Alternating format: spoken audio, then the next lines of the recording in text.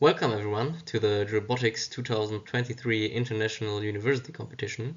We are here representing the Clausthal University of Technology under the guidance of our esteemed supervisors, Professor Dr. Philipp Jäger and Master of Science Eric Feldman.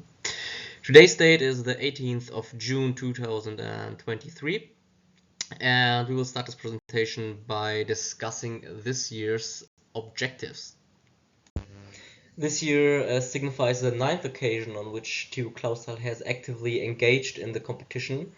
The primary goal has remained consistent over the past few years, namely the construction of a small-scale directional drilling rig with the capability to successfully reach 3 targets positioned along a single trajectory.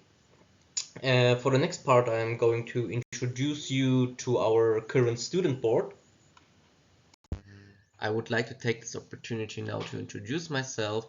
My name is Harana Bossolemetsidis. I'm the current team lead of this year's robotics team. And talking about my primary responsibilities, they revolve around software engineering and electronical engineering aspects related to our robot. Now, let me introduce you to our team members. In the mechanics division, we have Kanan Al-Mazarani, whose skills have been very instrumental in the design and functionality of our robot's mechanical systems this year, particularly speaking about the redesigned BHA unit, which he has made a significant contribution to. Handling administrative tasks and petroleum engineering related topics, we have Ali Al-Khawaja. Ali has efficiently managed our team's administrative duties and ensured compliance with necessary regulations. Lastly, we have Farouk Jamali, who specializes in visualization. Farouk's expertise has greatly enhanced our robot's capabilities in capturing and analyzing crucial data. On the left-hand side of the slide, you can see our esteemed supervisors. I have previously mentioned Professor Dr. Philipp Jäger and Master of Science Eric Feldman. Additionally, we are grateful to have Dr. Carlos Andreas Paz as one of our supervisors, providing valuable guidance and support. Furthermore, we have benefited from the advice and expertise of our advisors, Master of Science Wolfgang Holstein and Master of Science Rames Abdallah. Their insights have been invaluable throughout the development process, definitely. So, let us hand over to the rig setup.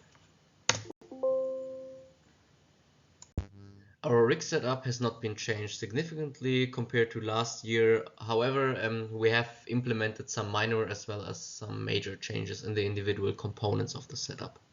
I will swiftly overview all of the components. We still have our rotation system, our circulation system, hoisting system, and our steering system in place. My colleague Ali Al-Khawaja will delve into each part in more detail. Thank you very much, Haralampos, for the great introduction and overview. I am Ali Al-Khawaja, and I'll be taking over this part of the presentation. So, as we know, for rotary drilling technology, we require three main parameters. We require RPM, we require weight on bit, and of course, circulation. So, starting with the rotations per minute, I'll be talking first about our rotary system. Our rotary system consists of an electric top drive, which is like an electric motor that is powering a flexible shaft that's connected to our BHA. The flexible shaft is located inside a static drill pipe. This drill pipe, of course, it's capable to be bent to a specific level so we can reach the inclination that we need for our trajectory bottom hole. We are aiming for a low torque, high RPM grind drilling. More about that when we talk about our bit design. And regarding our electric motor, for this year we are using a newer, better motor that can provide us with up to 3000 RPMs without any issues.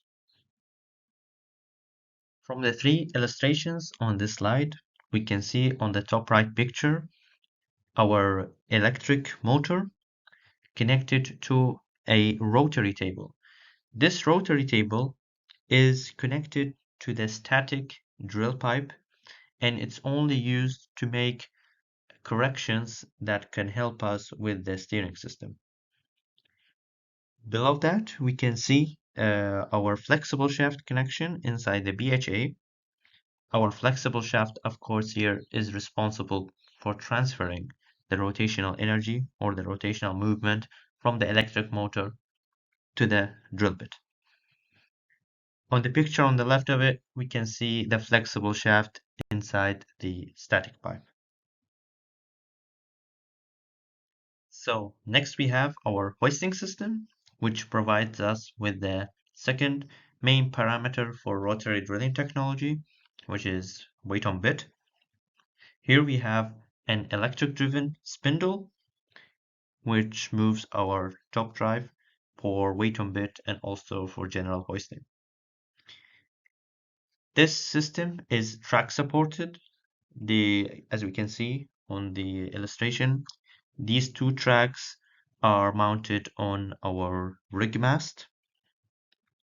And regarding the spindle, we are using a new gear ratio to provide us with double the weight on bit that was possible last year. And then we have our circulation system, which is the third main parameter for rotary drilling technology. So our circulation system consists of a two-stage pump system, a pre-charge pump, and a high-pressure pump that could also be bypassed. Then we have three tanks. We have the rock sample receiver, we have our filter tank, and we have our buffer tank. So the rock sample receiver is actually where we place the rock sample that we want to drill, and it's also our drilling fluid reservoir and our return flow reservoir. So the borehole gets flooded with the drilling fluid, and then it will just return to the rock sample receiver. Then we have our filter, which filters out the cuttings, and then it goes through the buffer tank, which also would be pre-filled prior to drilling. Then it goes through the pumps, and then it's connected to a high pressure line, which is then also connected to our BHA. Our rock sample receiver is made from non-magnetic materials because we use coils to generate an artificial electromagnetic field to simulate Earth's magnetic field, so we can use it for orientation purposes using the sensors that we have in our bottom hull assembly. Compared to the last year competition, we only used the pre-charge pump to circulate. Now with the new design, we can also use the high pressure pump.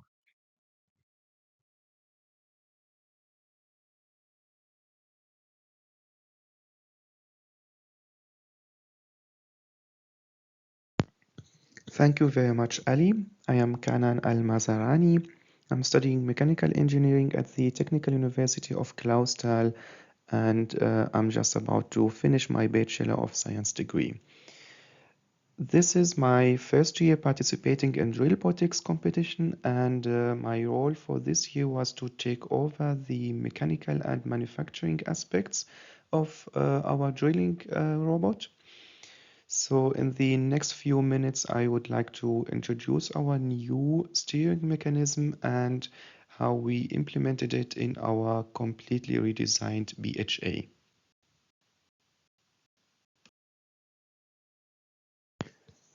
So firstly, our new steering mechanism.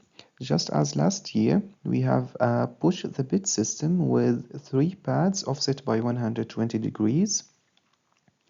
The first difference to last year's design is that now the wings are no longer hydraulically but mechanically actuated, We had last year some difficulties with the hydraulic system, mainly with it leaking and not getting it sealed properly. So we switched this year to a mechanical actuation. Each wing has its own Bowden cable and an electrical unit to pull that steel cable. I will talk about this in more detail in a bit. The second difference to last year's design is that now the wings are deployed by a sliding wedge, and this was a huge improvement. Last year we had a lever arm which was pushed by a hydraulic piston. So when this arm has an angle of 0 degree, it has no mechanical advantage, and when it's approaching 90 degrees, it has an infinite mechanical advantage. So we had very strong nonlinearity, and by using such a sliding wedge, we have reduced this nonlinearity to a minimum. So now we have an almost constant, almost linear mechanical advantage ratio. Our wings can be deployed 23 degrees, and this translates to a distance of 11 millimeters at the tip of the wing. We have pair-pad two sliding surfaces. The first one is between the wedge and the housing of the BHA, and the second one is between the wedge and the nose of the wing. Those surfaces are coated with a PTFE coating to make it more efficient and to reduce friction.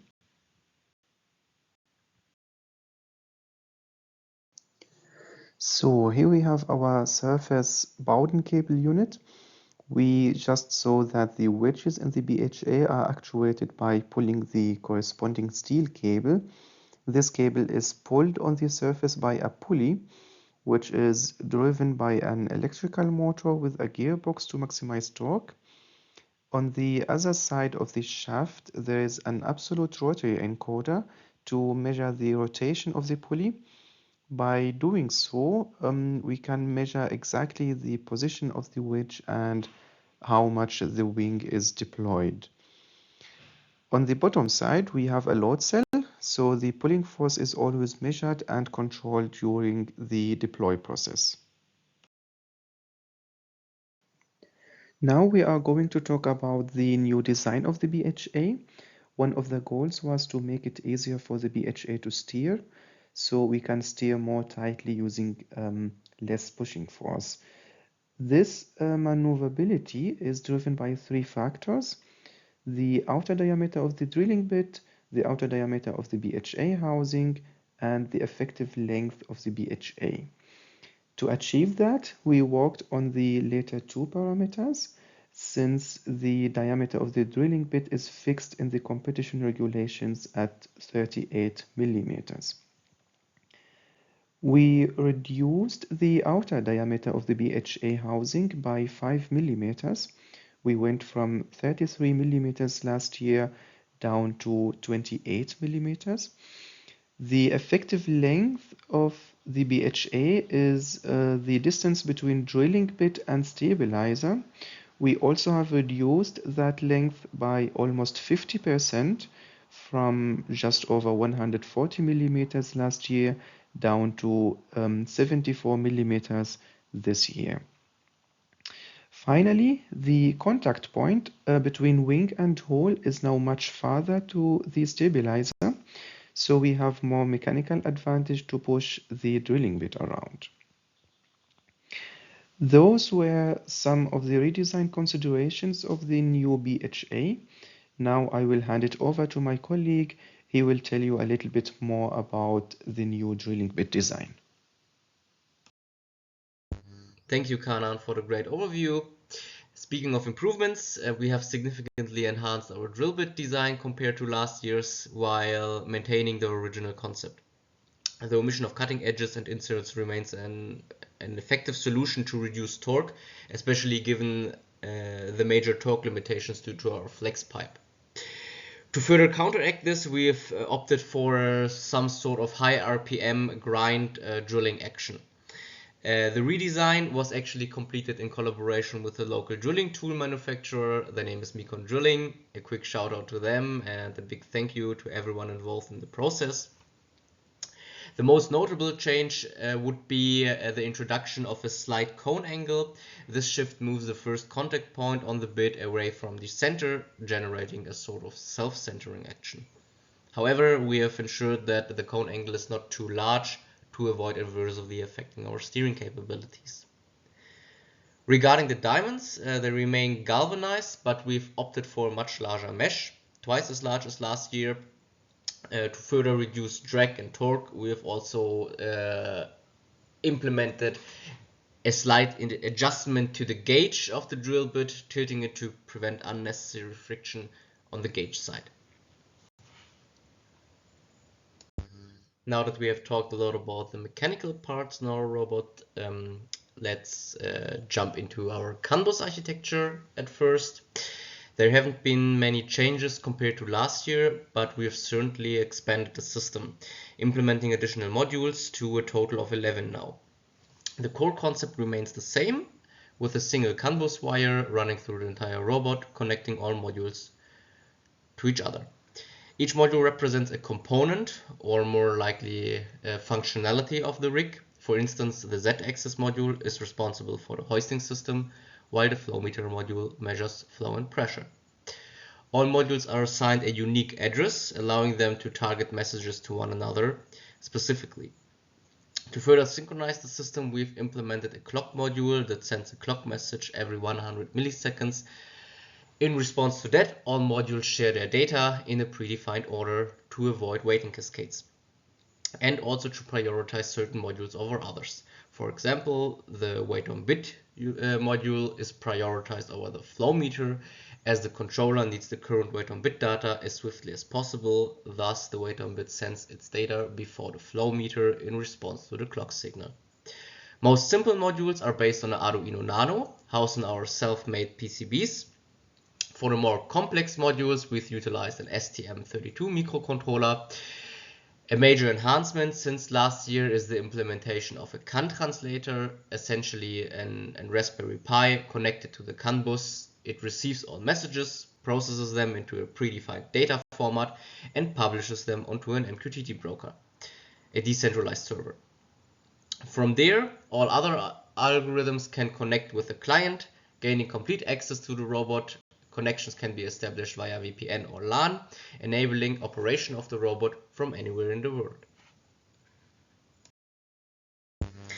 As a quick overview of our whole rig plan, you can see all modules and components in this schematic. We're not going to go through all of them. The majority of them is already implemented in here. Some of them are still missing, but just to highlight some important parts, you can see here the main CAN bus wire, which is running through the whole rig and connecting all the modules together. And to highlight one more part, you can see here the Raspberry Pi, which is located in the main cabinet, which opens up the connection to the broker, and from there we can access via an external computer. Regarding the control algorithm of the robot, we have to take a step back from the machine and have a look into the external computer that I already mentioned. This can be any kind of computer. For this year's competition, we are going to use a simple laptop. We have invested significant effort into the development of this algorithm to ensure consistent operations, with all potential errors being effectively managed by the machine. Given the complexity of the entire algorithm, discussing it in detail would take a considerable time. However, this schematic provides a solid overview of the operational processes. Once a connection to the broker is established, a so-called manager object subscribes to all necessary topics to receive data from the broker as soon as the data arrives on the broker.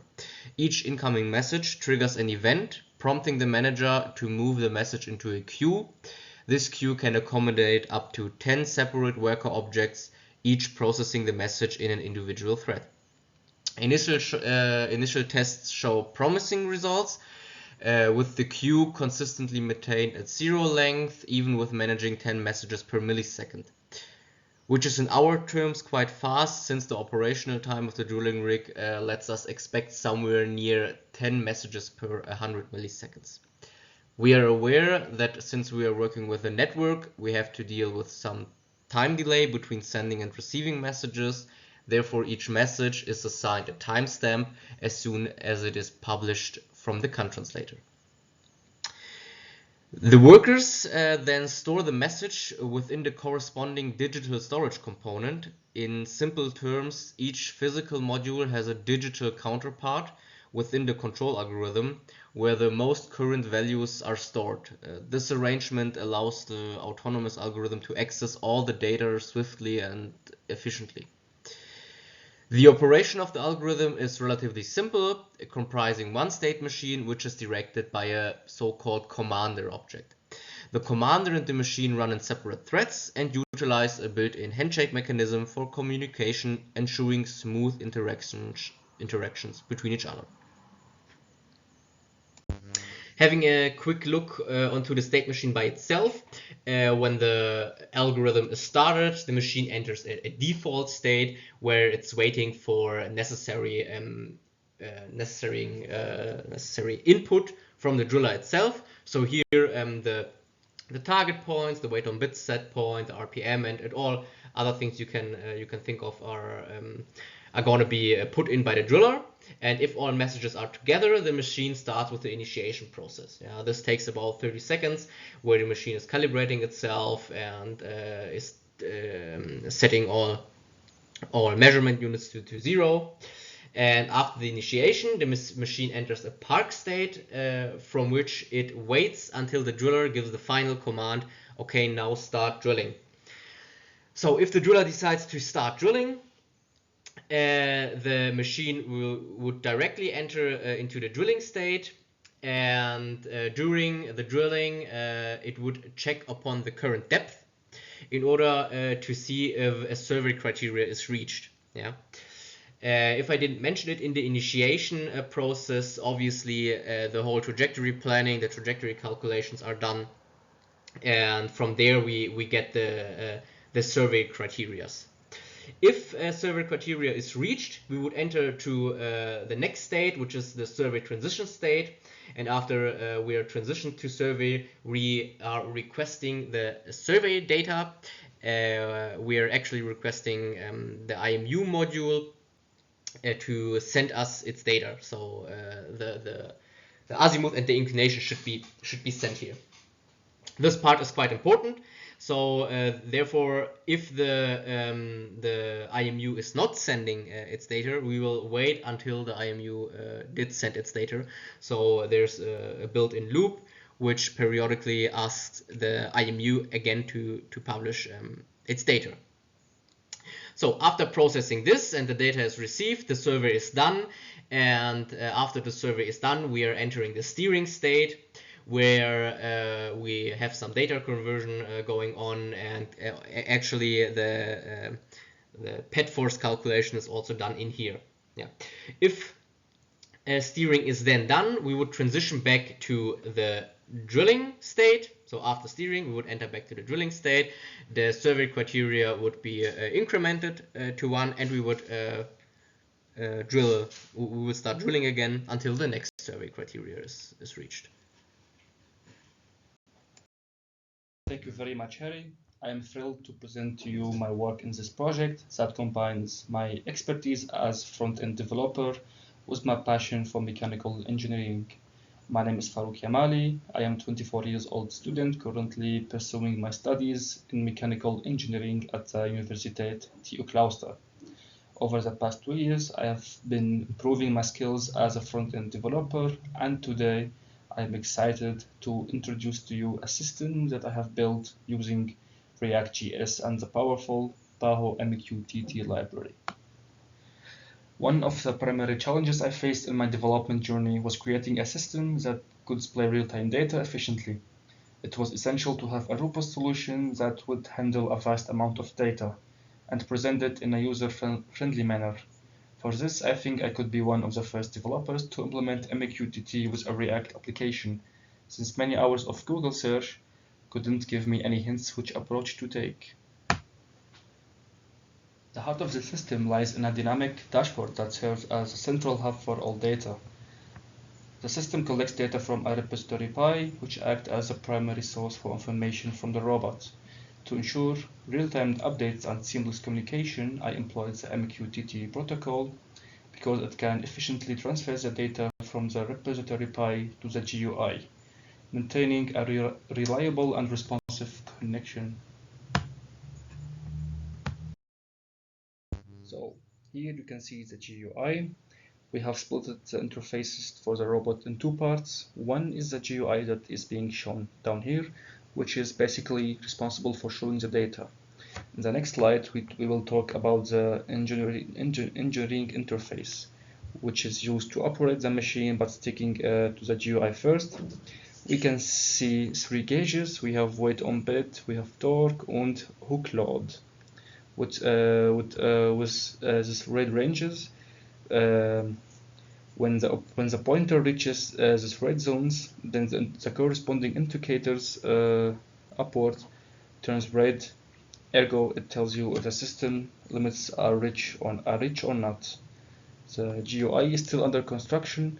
More features are going to be implemented, such as weight on bit with depth, rate of penetration with depth, and also a three-dimensional plot visualizing the trajectory plane and the current position of the downhole tool. On the top part, a surveillance feature can be seen right there that checks upon all modules that are located on the robot if they are still responding or not. To accomplish this, every second a function is running in the background and publishes a ping message and wait for the corresponding pong. Now, this is the engineering interface. We use this to operate the machine. On the right, in the right bottom corner, you can see the space which is used for telling the robot which targets to hit, and various different other options to either drive the machine manually or in the automatic mode. I would now hand back over to Harry, and thank you very much. Thank you very much, Farouk. And to summarize everything, we have a small review from our last year's main issues and the improvements that we have made. So basically, I will just go through the improvements that we have done. We have upgraded most electrical components. We have improved our bit design. We have improved our BHA design, so it's 50% smaller than before.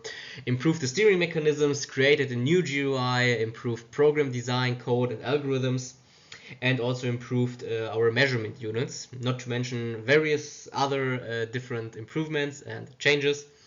And overall, I would say we have made a big step into the right direction this year, and we are looking forward for the competition.